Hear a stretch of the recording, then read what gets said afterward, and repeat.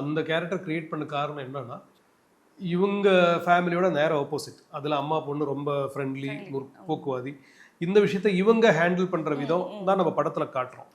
அவங்க கிராமத்தில் இருக்கிறவங்க, அவங்க வந்து சுற்றி இருக்கிறவங்க என்ன சொல்லுவாங்க, அந்த அவமானம் அண்டு 100% அவங்க அதை புரிஞ்சுக்கவே மாட்டாங்க. அவங்க வந்து டெஃபினட்டாக அவங்களோட பொண்ணை வந்து கன்வின்ஸ் பண்ணி இது தப்புமா, இது வந்து கல்யாணம் பண்ணால் சரியாயிடும் அப்படின்ட்டு அந்த பொண்ணை வந்து கன்வின்ஸ் பண்ணுறாங்க.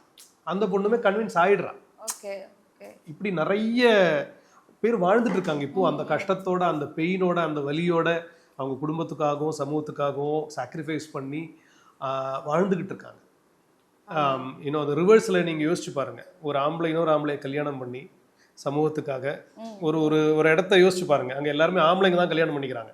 அந்த இடத்துல ஒரு ஆம்பளை போய் பார்த்தா அவனுக்கு ஒரு பெண்ணு மேலே தான் ஈர்ப்பு வருது.